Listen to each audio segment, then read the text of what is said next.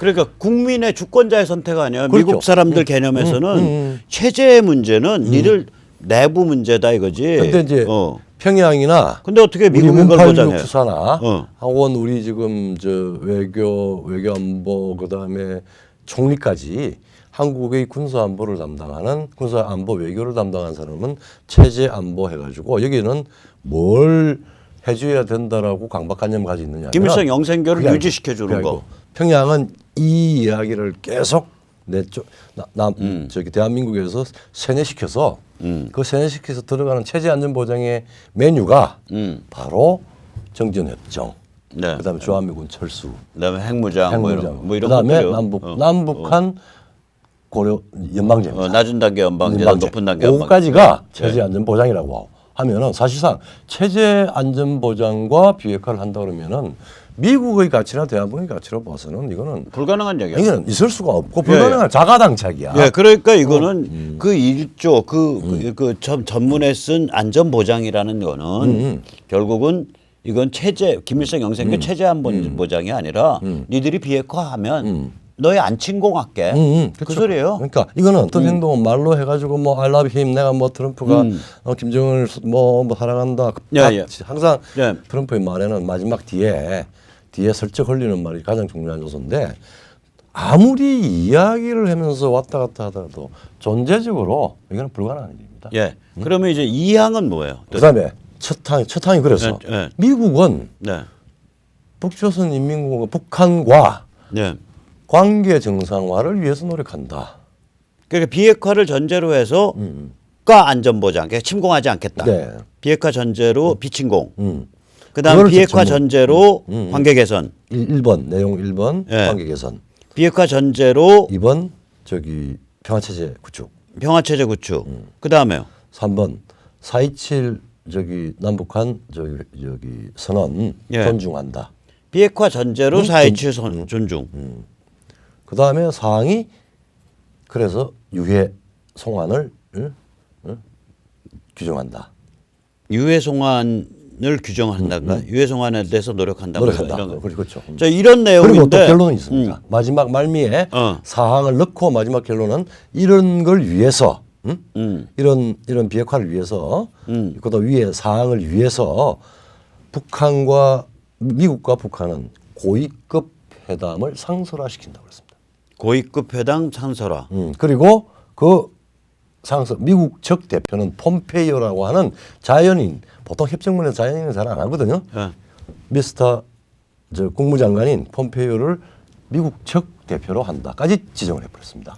자, 그러면 이거 무슨 얘기냐면 전체를 보면 한마디로 너희 비핵화하면 다 살려줄게. 다 살려주고. 그 다음에 그걸 위해서 너희 우리랑 1대1로 톱 레벨에서 얘기하자. 그래서 그러니까 육자 구도를 깨버린 거야. 그렇죠. 쌍무적으로 이제는. 그러니까 육자 구도 깨고. 그다음에 탑 레벨 정치적 1대1 구도 만든 거예요. 그렇죠. 북미북 쌍방 구도를 딱 만든 거라고. 그리고 옆에 있는 문재인 정권이나 시진핑 그건 다 옆에 있는 보도자들이야. 그렇게 그 구도를 만들어 버렸다고. 자, 이 구도를 만들었는데 이게 무슨 큰 문제라고 이거를 지금도 그렇게 막 얘기를 하는지 모르겠어 나는. 나는 제가 그 무슨 학자로서 나는 큰데 20세기, 21세기에 만들어진 중요한 협정 중에서 만약에 비핵화가 나는 성공하기라고 봐요. 한반도에 아주 중대한 현상 변경이 생겨서 우리가 희망하는 쪽으로 우리한테 유리한 방식으로 현상 변경이 생깁니다. 생기는 첫 협정문인데 이건 굉장한 의미를 갖습니다. 그러니까 북중 사이에 쐐기 받고 육자구도 깨고 탑 레벨에서 미북 사이에 1대1 구도 만들면서 미국은 사실 아무것도 구체적인 거를 약속을 안 한 거야. 비핵화를 전제로 한 거야. 그러면서 계속 제재는 좋아지고 계속 제재 좋은 거지. 그렇죠. 그러니까 이거는 아주 고도의 이것 때문에 무슨 이게 이제 이것 때문에 이제 지방선거 말아먹었다고. 그 지방선거 말아먹은 건 우리가 내부에서 말아먹은 것이 이거랑 무슨 상관이 있냐고. 솔직히 말하면. 참나. 그래서 이제 그러면 이제 북중 사이에 쐐기 받고 육자구도 깨고 탑 레벨 1대1 구도 만들어. 이제 그 다음에 두 번째는 뭐죠? 그 무렵에 그걸 보다 확실히 하기 위해서 중국에 대한 미중 전쟁을 북한 비핵화하고 완전히 공조화를 시켰습니다. 그러니까 동기화. 동기화. 그러니까 그 무렵에 바로 뭐 미중 전쟁을 네. 미중 전쟁 시작을 했죠. 그렇죠. 5월 18일 날 미중 전쟁 미국의 중국 그 수출품에 대한 관세화 그때 선언을 300 몇십 달러인가. 그러니까 5월 18일 날 했는데 예. 그날 그 전에 뭐 설왕설래 했잖아요. 미북 회담의 날짜와 장소를 발표를 했습니다. 6월 예. 12일 싱가포르에서 한다. 중국의 딱 목저신 예. 싱가포르에서 하겠다. 예. 그건 상징적으로 실질적으로 말하자면은 미국과 중국에 대한 제압을 동시에 하고 중국과 미국을 그런 세기를 거죠. 박아서 떼어놓겠다는 중국한테는 야, 얘 데리고 내가 1대1 대화할 텐데 너 까불지 너 마. 그거 가지고 까불면 미중 전쟁 막 번지는 거야, 인마. 그렇죠. 하고 칼딱 지를 대놓고서 1대1 대화 테이블 구도를 만들어 버린 그렇죠. 거라. 그리고 회담 끝나고 바로 사흘 네. 뒤에 2,500불인가? 2,500불인가? 아니요. 그 바로 500억 불로 500억, 올라갔을 거예요. 500억, 그다음에 아마- 2천억 불 다시 뭐, 붙고 붙고. 막 이제 그러면서 이제 저- 막 붙어 나간 그렇죠. 거죠. 미국과 북한의 여러 가지 5,500억 불까지. 이 틱택 서로 이 예, 패를 예. 주고 받을 하고 예, 예. 동시화 시켜서 중국에 대한 무역 전쟁의 강도를 계속 올려갔습니다. 이렇게 한쪽으로는 중국의 저항을 무력화시키고 한쪽으로는 북한을 갖고 놀게 됐으니까 예. 결국 북한 갖고 놀게 된 건 이제 그 트럼프의 그 판문점 호출 사건으로 뭐 완전히 드러난 거 아니에요? 그렇죠. 예. 그 외교 프로토콜로 보면 무례하기 짝이 없는 일인데 있을 수가 없는 일이죠. 그러니까 이미 트위터 통해서 야 나 가는데 거기 서울에서 판문점 안 멀고 너도 평양에서 판문점 안 머니까 판문점 나와서 세이 헬로하고 악수하자. 그게 트위터 내용이거든. 그러니까 심리적으로 보면은 우리 모두에서 얘기했듯이 지금 김정은이가 트위터한테 개인적으로 트럼프한테. 우리 아버지가 비핵화를 하지 말아야 말아라고 내가 이혼을 받았는데 이거 어떻게 하면 어찌하오리까 하니까 트럼프가 콜에서 트위팅 야 고민이지 나 만나 그러니까 얼마나 학수고대하고 있었겠어요. 10분 만에 콜 오케이 가겠습니다 그랬잖아요. 글쎄.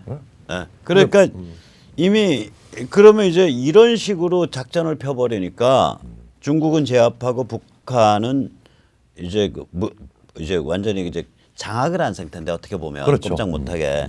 그러니까 여기 이제 이제 말하자면 여기 종북의 반미 투쟁이 완전히 개콘화돼 버리는 거예요. 그렇죠. 이번에 남한의 반미 투쟁이 개콘화돼 버린 거예요. 예, 이번에 그 미 대사관전 넘어간 그 젊은 친구들 그 플래카드 보면 전 진짜 배꼽 잡고 웃었다니까. 그러니까 미군 철수, 원수 미제를 타도하자 뭐 이 정도가 아니고 아니 대사관절을 넘어간다는 건 남의 나라 영토를 그렇죠. 불법으로 침입한 거잖아요. 그거 총 맞는 일이죠. 원래는 총 맞는 일이에요. 그거 그렇죠. 대사관절 넘어가는 건. 그런데 그런 일을 하면서 내건 플래카드는 뭐냐면 내건 플래카드는 저거 아니에요. 저게 뭐야 방위비 분담금. 주둔비 분담금. 주둔비 분담금. 방위비 분담금을 5조로 올리지 마라. 그러니까 뭐 4조는 괜찮네. 3조 5천억이나. 그러니까 이제 그러니까 이거 개콘이라니까 개콘. 그러니까 우리 그러니까 종북이 개콘이 된 거예요. 이건 문재인 정권의 그 잘못된 예. 말하자면은 무전략 그냥 맹목 종북 이게 낳은 결과입니다. 그래서 미국은 우리 정부에 대해서 아무리 불만이라도 약간 소위 개그성 제스처 같은 걸 하더라도 전반적으로 한국 사회에서 우리 한국 국민들이 아주 체계적인 반미, 아주 심한 반미를 할 수 있는 그런 어떤 여지를 다 차단해 버린 거예요. 그러니까 미국이 절제한 거죠. 네, 절제한 거야. 자, 그러니까 한국에서 반미 투쟁이 대중화될 수 없도록 완전히 스테럴라이즈, 그러니까 그렇죠. 멸균 처리를 해버린 거예요. 이게. 네, 그렇죠. 자, 그러면 세 가지 전략을 쓴 거예요. 다시 복귀해 보면 우선 북중 사이에 중국과 북한 사이에 쐐기 받고 1대1 탑 레벨 다이다이 구도로 만든 거. 네. 그다음에 두 번째 동시에 미중 전쟁 시작해 가지고 결국 한 1년 반 지나고 나니까 중국 완전히 무력화돼 버린 거. 세 번째 이걸 절묘하게 하면서 한국의 반미 투쟁을 멸균 처리해 버린 거. 이 세 가지예요. 이게 트럼프가 해온 그렇죠. 일이 예. 지난 1년 반 예. 동안. 예. 그럼 1년 반 동안 이 정도 변화가 벌어졌으면 앞으로 트럼프 1차 임기만 해도 벌써 아직도 1년 2개월 남았고 예. 지금 재선이 거의 확실시되는데 2차 임기 4년 하면 도합 5년 2개월 남았어. 그렇죠. 그러면 그동안 뭔 일 벌어질지 눈에 뻔한 거 아니에요. 벌써 두 달이 힘듭니다. 두 달이 힘들다고 김경환이가 나 연말 연초 뱃 되면 거야? 배째일지 뱃 몰라요. 거야? 배째일지 몰라요. 이러고서 울부짖고 있는데. 아이고 참. 그런지 또 일각에서는 뭐 저러다가 정말 예. 배쨘다고 해서 크게 도발할 수도 있다라고 이야기하는데 예. 원래 택도 없어. 깡패 두목이 제일 급정이 아닙니까? 예. 지는 살아야 되니까. 예. 그런데 이제 상황이 이렇게 가는데 우리나라의 그 메이저 언론이나 또는 메이저 야당 뭐 이런 거 거의 기회주의의 아주 종결자라고 저는 보거든요. 네. 이 사람들의 로망을 보면 이 사람들이 이제 입에서 표현을 이제 우파 유튜버 중에 좀 이 사람들 입장을 표현해 주는 사람들이 결국 트럼프는 장사치 천박한 장사치고 개개끼고 그 다음에 뭐 어쩌고 저쩌고 하는데 결국 이 사람들 로망이 뭔가 이렇게 보면 미중 밀월했으면 좋겠고 그렇죠. 그래서 우리한테 또 뭐 그렇게 해왔고 경제 타격 안 받게 미중 밀월이 됐으면 좋겠고 또 분단도 적당히 지속됐으면 좋겠고 네. 그 다음에 미국과 북한과 사이에는 적당한 긴장이 있었으면 좋겠고 그렇죠. 그다음에 미국과 문재인 정부 사이에 굉장히 날카로운 대립 옛날 그 아들 부시 때처럼 그렇죠. 노무현 때처럼 이렇게 되면 탄핵 묻고 가자 뭐 이런 소리 떠들어도 그냥 다 찍어 먹는 거 아니에요. 표를. 그렇죠. 표를 지금 먹죠. 뭐 그렇게 생각하는 거죠. 이런 시나리오가 펼쳐져야 되는데 이게 전혀 자기들로서는 전혀 낯선 그 환경으로 막 흘러가니까 결국은 제가 보기엔 이 사람들이 트럼프한테 하고 싶은 말은 그거예요. 뭐냐면 야 트럼프, 야 미국, 너희 문재인 586이랑 날 좀 세워주라. 날 좀. 문재인 너팔려고 하는 거 안 보이냐? 이거 완전히 그냥 유사전체주의로 그냥 뭐 독재로 가고 또 저쪽 평양 붙고 중국하고 붙고 너희들 안 보이냐? 빨리 좀 정리 좀 해줘. 날 좀 세워줘. 옛날 날 아들 좀 부시가 세워줘. 하듯이. 그 얘기죠. 넘버 원, 넘버 투. 그리고 나 여기 있어. 날 좀 보소. 날 좀 보소. 결국 날 세워주. 날 좀 보소. 우리는 자유주의고 우리는 한미 한미동맹 지지하고 그다음에 그런데 왜 우리를 이렇게 내버려둬? 우리는 죽을 지경이야. 우리 지금 우리가 그 마음이요. 그 보세요. 마음이면 그러니까 날 세워주. 날 좀 보소요. 이게 그렇죠. 가만히 보면. 그렇죠. 네. 그런데 이런 상황을 미국은 야, 한국의 지도층이라는 것들이 예. 상류층이라는 것들이 이른바 보수라는 것들이 이런 마인드야. 그러면 이건 미국 쪽에서 보면 이건 기회주의 끝판왕으로 보이거든. 이게 너는 어디 있냐는 거지. 그렇죠. 너는 뭐 할 거니? 너는 뭐 할 거냐는 너는 거지. 뭐 할 거니? 뭐 했니? 뭐 할 거니? 예? 그 이야기입니다. 그거라고. 네. 너는 없잖아. 그래서 사실은 우리가 간단하게 이야기하면은 우리가 핵 위기가 생긴 지가 지금 26년 사반세기가 넘겼는데 김영삼 정부부터 지금까지 물론 약간의 뭐 차이는 있었지만은 미국이 한반도의 이 말하자면 긴장과 핵 도발에 의한 위험성을 정리하려고 그럴 때 한국 정부나 한국 시민사회나 한국의 지식인들이 도움을 주지를 못했습니다. 항상 기회주의적이거나 아니면은 지금 문제 586 같은 주체 소위 진보 좌파라고 하는 자칭 그 사람들은 패배주의였어요. 종북에 북한에 붙어버리니까 이거 손을 댈 수도 없고 펼 수도 없고 지금은 쉽지 않은 거 아닙니까? 근데 우파라고 해서 별 수 있냐면은 우파의 정부든 뭐 아니면은 우리 시민사회든 간에 뭐 와이스 했던 걸 보고 또 MB 때 뭐 한쪽으로는 뭐 비핵 3천 뭐 비핵 개방 3천 뭐 이렇게 이야기를 하면서도 김정은이 김정일이 만나가지고 어떻게 또 국내 정치적으로 이용하려고 그러고 뭐 그 정도 했죠. 그리고 뭐 박근혜 대통령 때는 이제 본격적으로 좀 하려고 그랬는데 타이밍을 잘 못 맞추고 또 미국이 소위 말하자면 오바마 정부가 있어가지고 이게 공조화가 잘 안 돼가지고 안 됐고 이제 그런 것 20년 동안의 결산을 보면은 트럼프가 한국의 정권이든 아니면은 시민사회든 혹은 야권이든 이게 이 문제가 너무나 지긋지긋하게 기회주의자와 반미주의자, 패배주의자들이 칵테일이다. 예, 그렇게 그리고 보는 거죠. 우리한테 미국한테 다 떠넘긴다. 그래 오케이. 그렇게 보는 거죠. 우리가 직접 해결해 주마라고 하는 게 트럼프의 그겁니다. 이거 우리가 해결하는데 거기서 우리 이익 최대화 시킬게. 그렇지, 꼭 방해하지 그렇게 마. 그렇게 되는 거예요. 이게. 방해하지 그래서 마. 제가 이제 트럼프 행정부의 입장이다라고 제가 역지사지로 생각을 해보면 여기 예. 믿을 놈이 하나도 없는 거야. 그 믿을 놈이 없어요. 손뼉을 마주칠 수 있는 사람이 있을 수는 있어. 백모 같은. 근데 백모는 이거는 그냥 제야에 혼자 떠다니는 놈이지 실세가 아니잖아. 그러니까 세력을 갖추고 있거나 기반을 갖추고 있는 그런 집단 혹은 개인 중에서 네. 손뼉을 마주칠 수 있는 실세가 없는 거예요. 없는 거예요. 그러면 이제 이런 때는 제가 미국이라면 어떻게 하냐. 구도로 밀어버려. 그렇죠. 구도로 밀어 중국 무력화시키고 북한 적당할 때 전면 진입해서 전면 접수하고 그리고 나서 돼가는 거 봐면서 간다 이거야. 구도로 밀지 이거를 그렇게 하질 않는다고. 저는 사실은 베네수엘라 베네수엘라 같은 경우 미국이 이제 일설에 의하면 그 차베스를 날리려 그러다가 뭐 정보가 있어서 마지막에 실행을 안 한 걸로 돼 있잖아요. 저는 정보가 세서 안 한 게 아니라